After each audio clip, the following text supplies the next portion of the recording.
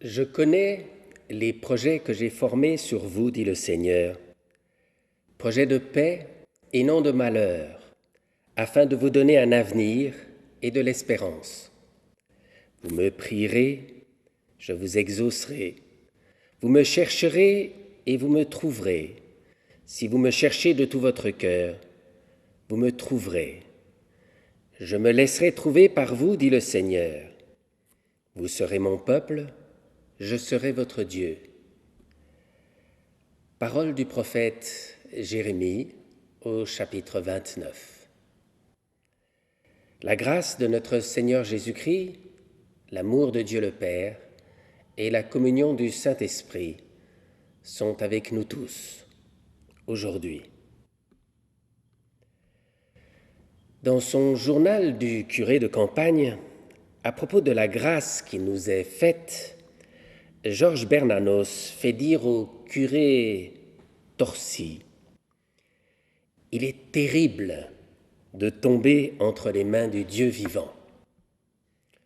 C'est comme de faire partie d'un orchestre, tu tiens ta petite partie dans le concert, tu joues du triangle ou des cymbales, je suppose, et voilà qu'on te prie de monter sur l'estrade, on te donne un Stradivarius et on te dit « Allez, mon ami, je vous écoute ».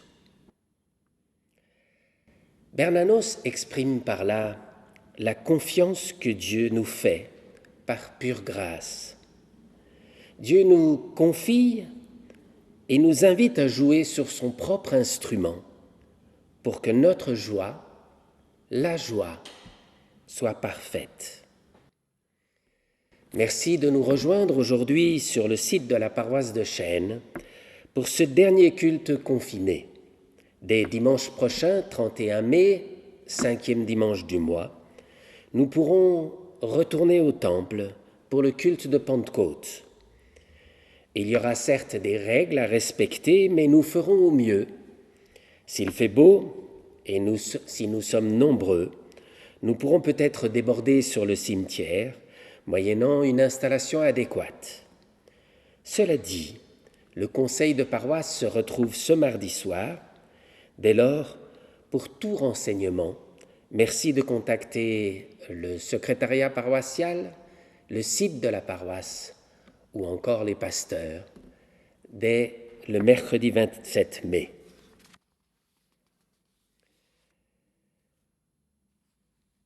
Nous lisons au psaume 46. Du répertoire du chef de chorale et du recueil de la confrérie de Corée, accompagnement à l'aigu, chant. Dieu est pour nous un abri sûr, un secours toujours prêt dans la détresse. C'est pourquoi si nous n'avons rien à craindre, même si la terre se met à trembler. Si les montagnes s'écroulent au fond des mers, si les flots grondent, bouillonnent, se soulèvent et secouent les montagnes. Un cours d'eau répand la joie dans la cité de Dieu, dans la plus sacrée des demeures du Très-Haut. Dieu est dans la cité, elle tiendra bon. Dès que le jour se lève, il lui apporte son secours. Les nations grondent, les empires s'ébranlent, mais Dieu donne de la voix et la terre vacille. Le Seigneur de l'univers est avec nous, le Dieu de Jacob est notre forteresse. Venez voir ce que le Seigneur a fait, les actes stupéfiants qu'il a accomplis sur la terre. Il met fin aux guerres jusqu'au bout du monde. Il casse les arcs, il brise les lances, il met le feu aux boucliers. Cessez, crie-t-il, et reconnaissez que je suis Dieu. Je domine les nations, je domine la terre. Le Seigneur de l'univers est avec nous. Le Dieu de Jacob est notre forteresse. Amen. Nous chantons au cantique 326 du psautier Psaumes et Cantiques un beau cantique de l'Ascension, rarement chanté, attribué à Handel.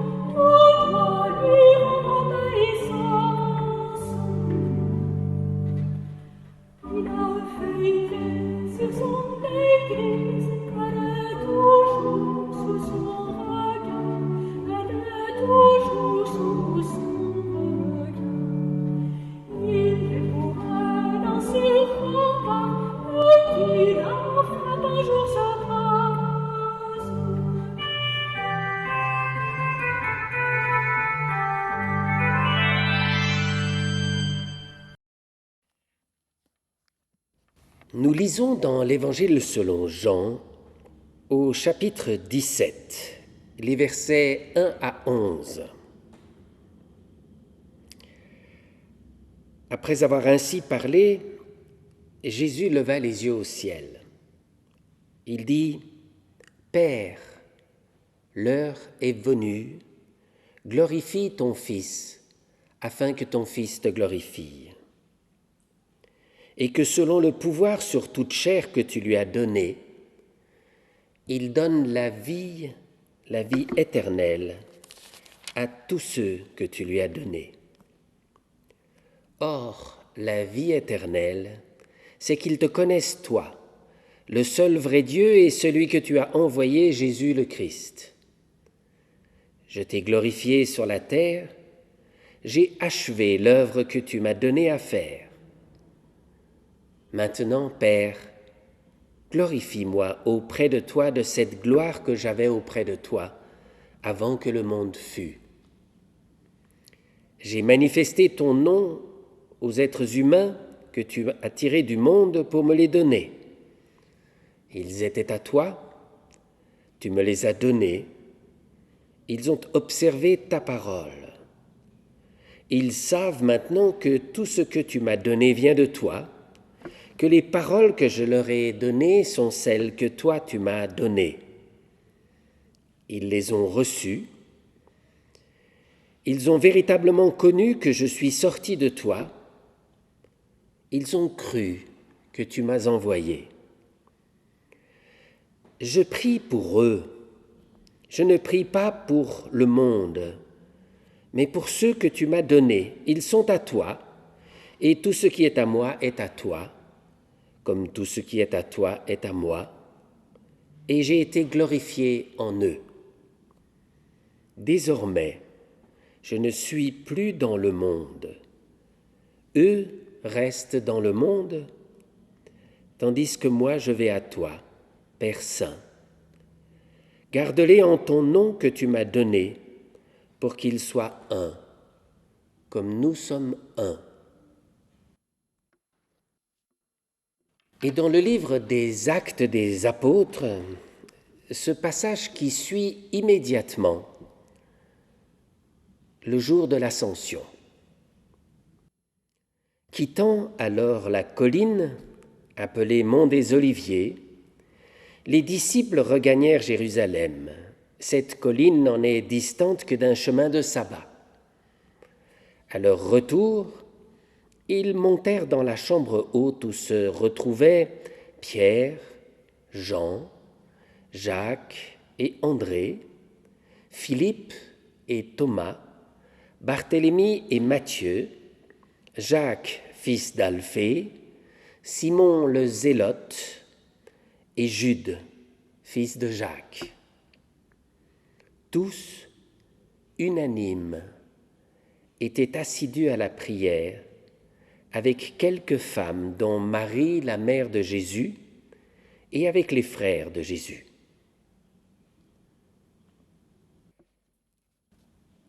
Comment prier ce qui est si difficile à comprendre et comment comprendre ce qu'on n'a pas prié? La formule est de Dietrich Bonhoeffer.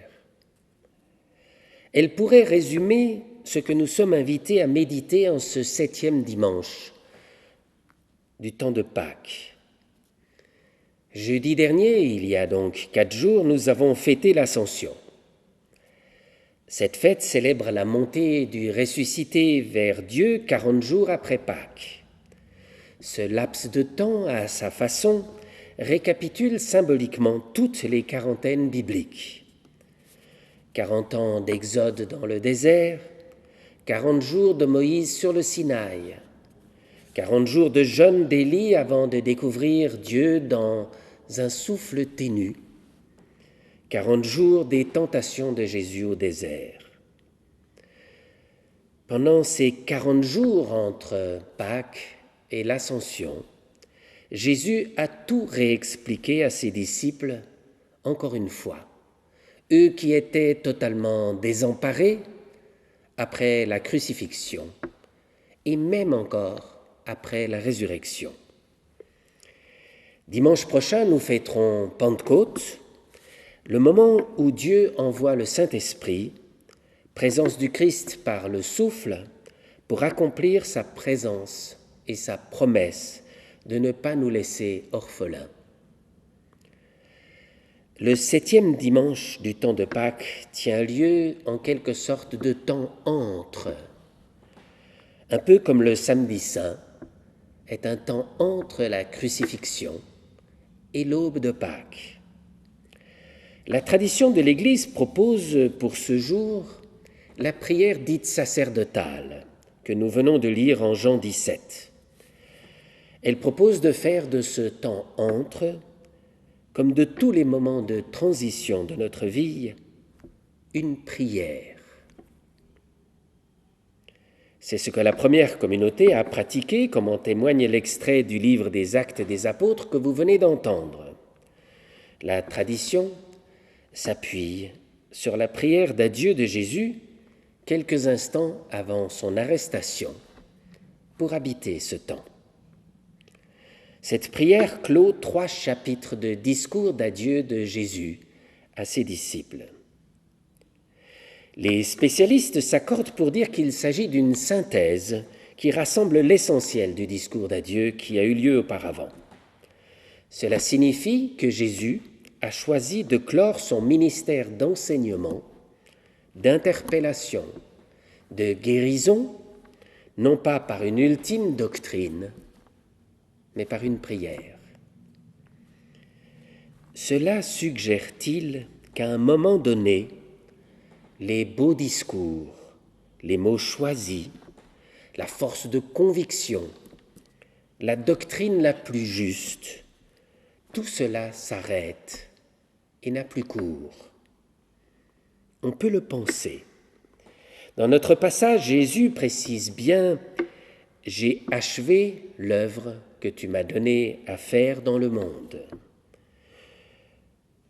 Heureux l'homme, la femme, qui à la fin de sa vie peut dire « J'ai accompli l'œuvre qui était la mienne. » Surtout qu'ici, celui qui dit ces paroles, Jésus, n'est pas un vieillard, il a à peine 30 ans.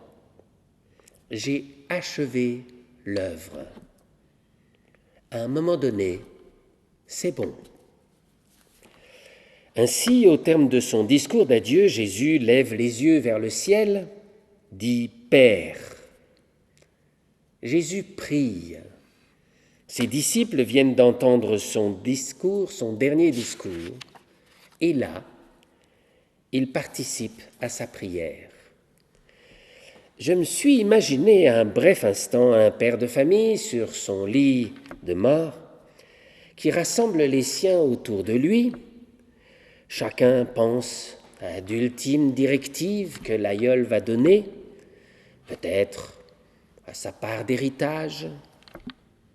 Or, le vieillard ne dit pas « Voici mes dernières volontés » ou « Voici le livre que j'ai écrit » pour que vous puissiez garder la mémoire de ce que j'ai vécu et de ce que j'ai été. Tout cela est très important, mais c'est pour avant. Le vieillard dirait à ce moment-là, « Voici, je vous confie ma prière, la prière qui m'a aidé à traverser la vie. » En quelques mots s'exprimerait là le cœur d'une vie, ses combats, ses reconnaissances, ses difficultés. Certains parmi nous connaissent une prière qui a été au cœur de la vie de l'un des leurs. Tout récemment encore, quelqu'un m'a dit à propos du psaume 23, « J'ai entendu ma mère prier ce psaume toute sa vie. » Selon les spécialistes, la prière de Jésus ici récapitule l'ensemble du discours d'adieu, 3 chapitres, synthétisés en quelques versets en somme. Avec les disciples, les croyants de la première communauté johannique, en lisant ou en entendant ce texte, nous sommes comme rendus participants de la prière même du Christ, de sa dernière prière. J'imagine que comme moi, dès la première lecture, vous avez évidemment tout de suite compris tout ce que Jésus a dit.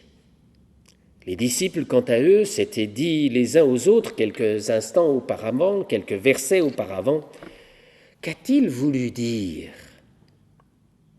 Or ici, ils se taisent. Et pourtant, ont-ils pour autant tout compris?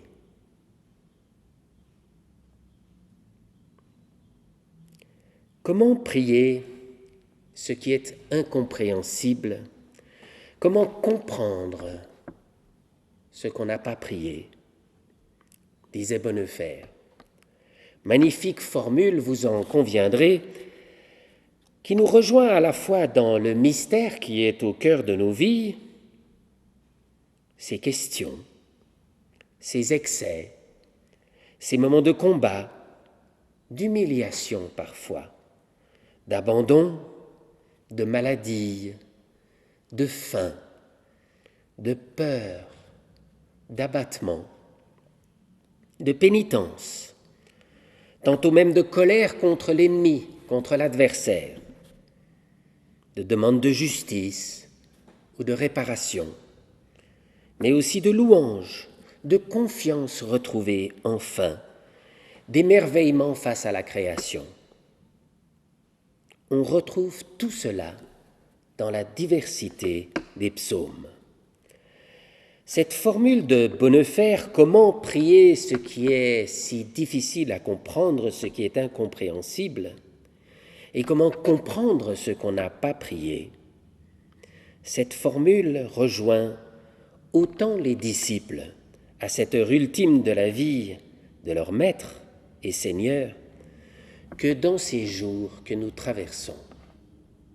Il s'y mêle soulagement et inquiétude face au déconfinement, trop lent pour les uns, trop rapide pour les autres.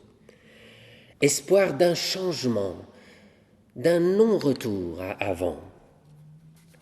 Apparition au grand jour de la précarité d'un système économique qui tenait tout juste et qui a beaucoup de difficultés à admettre la misère engendrée, qu'il a cachée et qui apparaît scandaleusement au grand jour.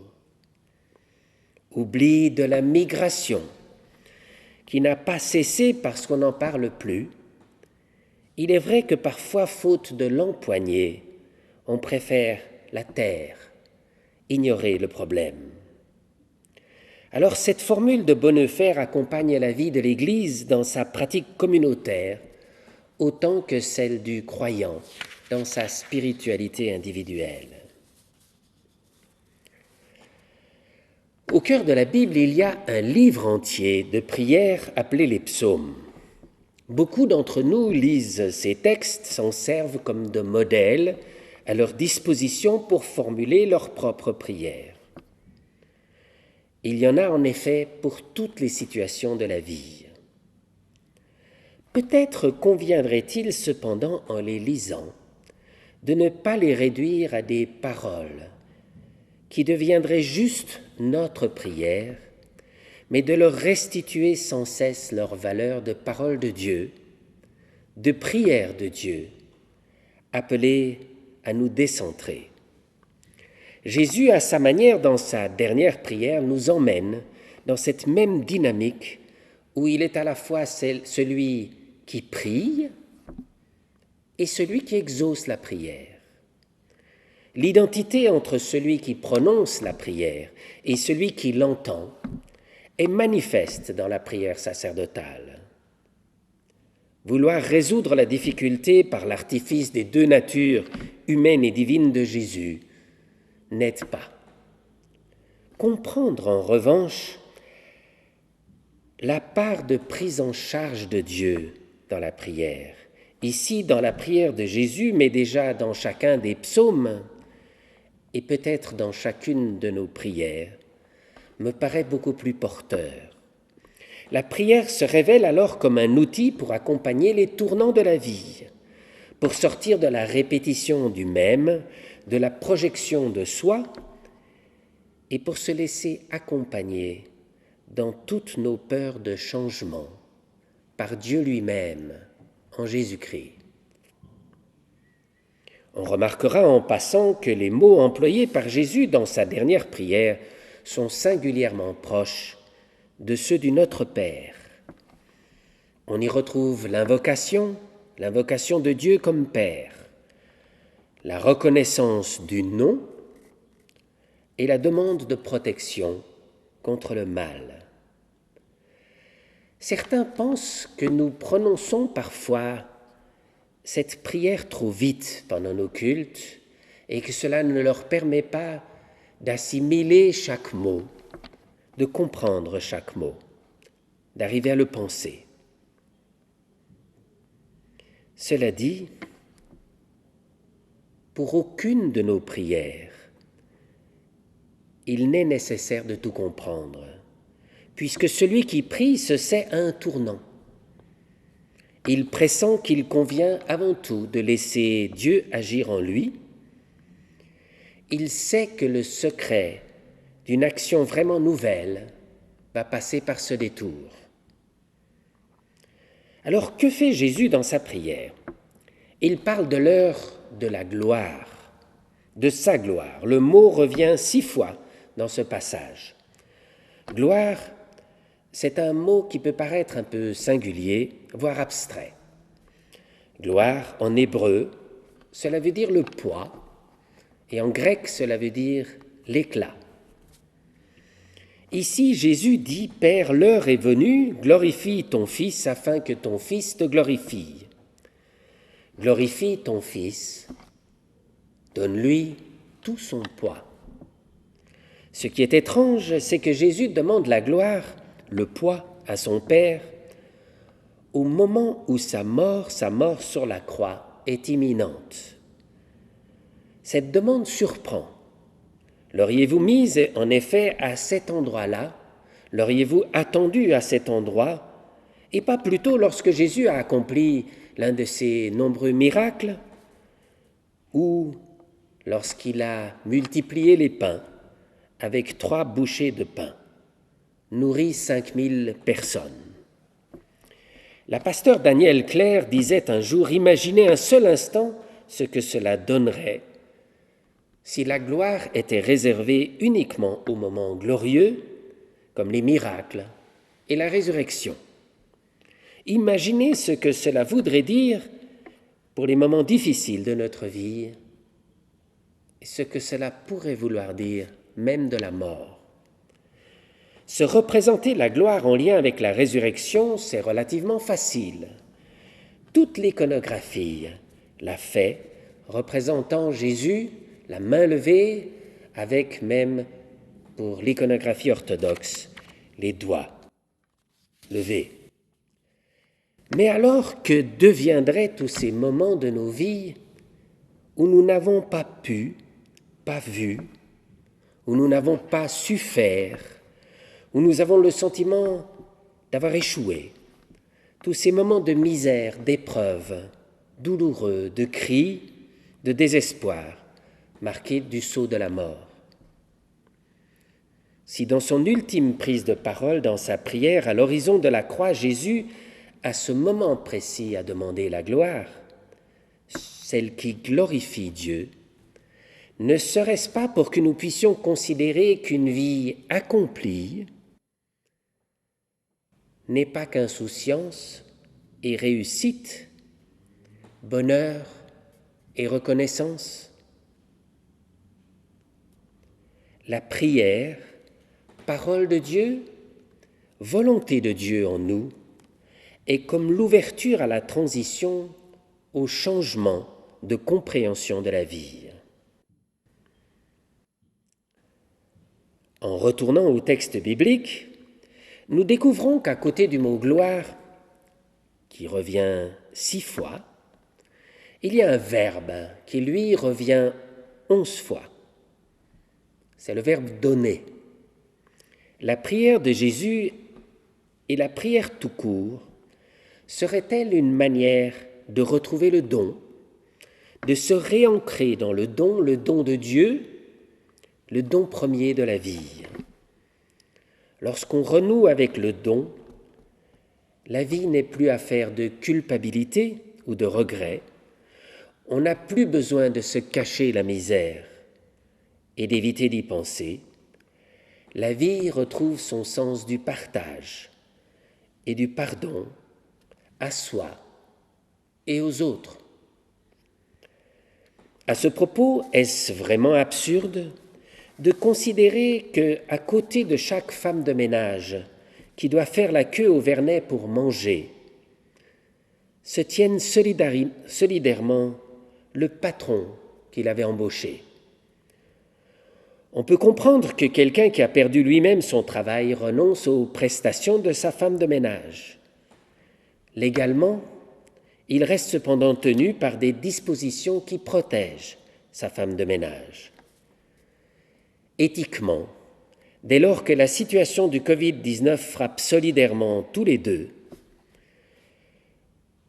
n'ont-ils pas à se trouver ensemble une solution qui pourrait aller jusqu'à partager et les bénéfices de la sécurité sociale de l'un et la misère de l'autre? En faisant la queue ensemble au Vernet, les employeurs et les Suisses si absents, 3% nous dit-on, admettraient aux côtés des employés qu'ils souffrent ensemble du système et en partageraient la part de honte. Cette honte ne serait plus la leur, mais celle du système.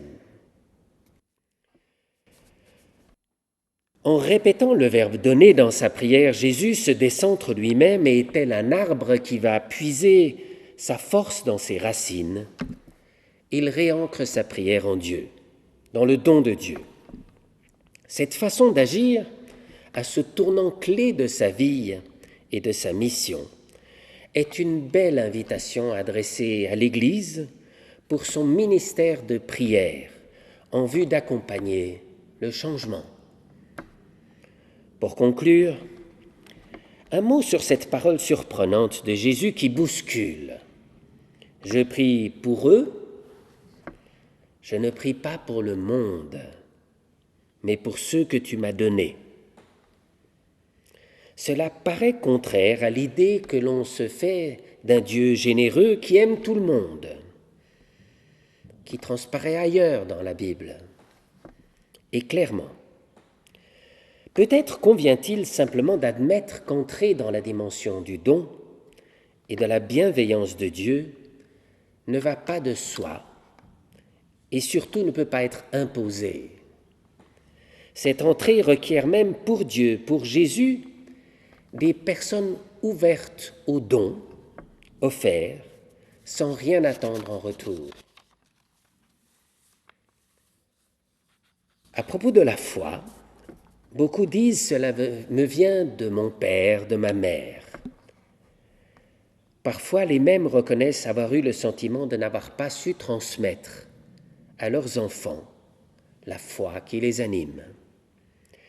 Ici, dans notre texte, Jésus prie pour ses disciples qui ont goûté au don et pas pour le monde. Se pourrait-il qu'il continue de prier aujourd'hui pour ses pères et pour ses mères, pour leurs prières pour leurs enfants, afin qu'ils puissent, comme lui, en se retirant, achever l'œuvre qu'il leur a donnée à faire. Le vieillard qui confie sa prière, la prière qu'il a habitée toute sa vie, n'impose rien. Il n'ajoute rien, aucun enseignement, aucune dernière volonté. Il partage simplement le lieu du don pour lui. La joie qui se donnera alors à cet endroit-là n'est pas qu'un sentiment, une réaction humaine, mais elle est une unité profonde, une communauté, une communion de vie avec Dieu, avec soi et avec les autres. Amen.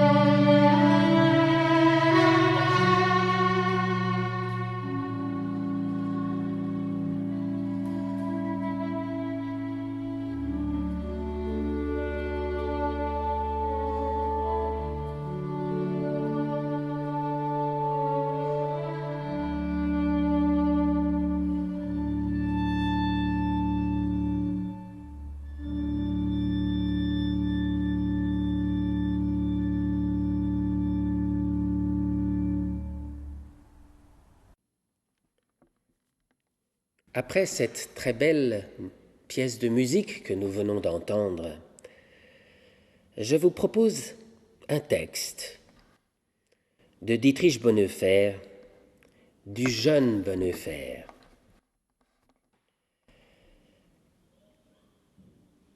La puissance de l'être humain, c'est la prière.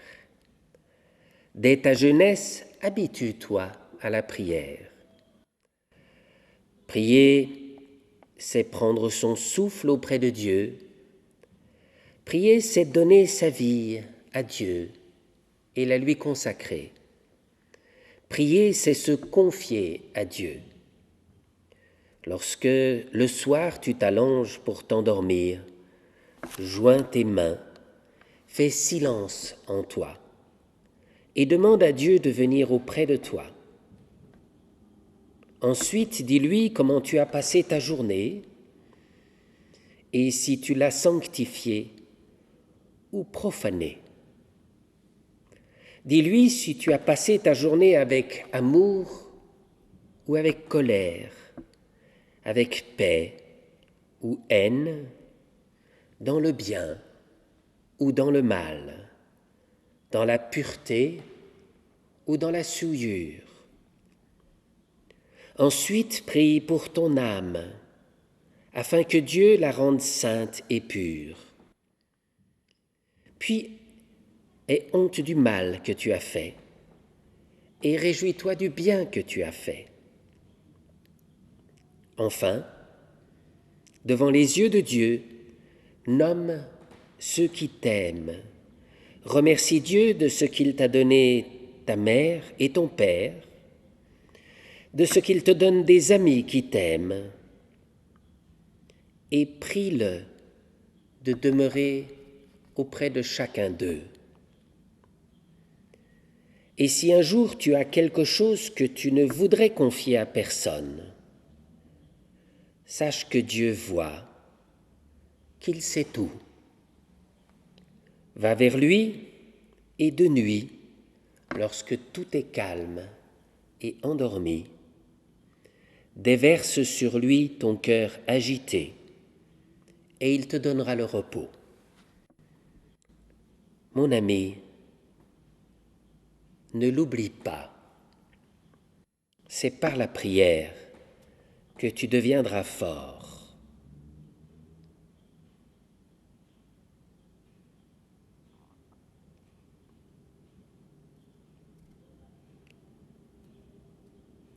Dans notre prière, Seigneur, de ce jour, laissons venir ta prière en nous. Nous te confions les nôtres, ceux que nous aimons,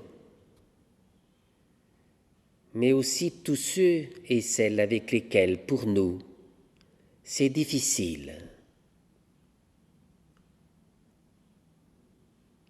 Nous te prions pour notre monde, pour ce qui nous y réjouit et nous encourage, pour ce qui nous scandalise et nous tourmente, pour ta présence de crucifié par l'Esprit Saint dans ce monde.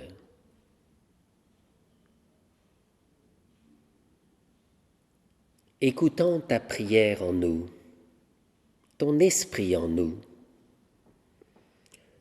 tu nous as donné des mots que nous pouvons te redire sans cesse. Cette prière, nous voulons te la dire ensemble maintenant. Notre Père qui es aux cieux, que ton nom soit sanctifié, que ton règne vienne, que ta volonté soit faite sur la terre comme au ciel. Donne-nous aujourd'hui notre pain de ce jour. Pardonne-nous nos offenses, comme nous pardonnons aussi à ceux qui nous ont offensés. Et ne nous laisse pas entrer en tentation, mais délivre-nous du mal, car c'est à toi qu'appartiennent le règne, la puissance et la gloire, au siècle des siècles. Amen.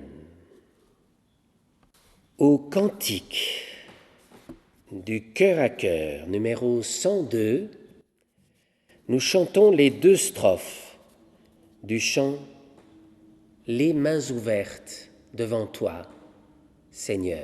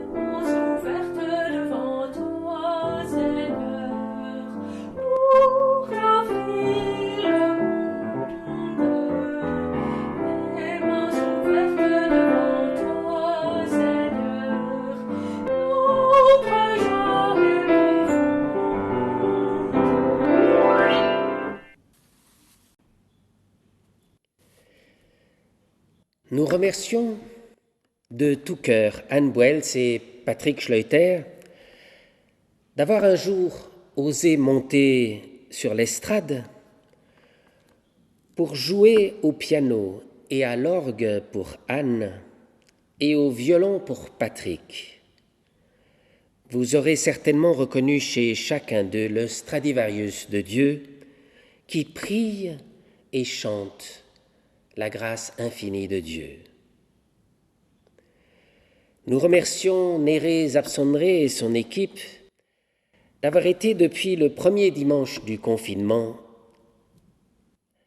avec technique et beaucoup d'art, l'équivalent pour nous d'Aaron pour Moïse, le Christophe des pasteurs, celui qui porte le Christ pour eux, pour vous.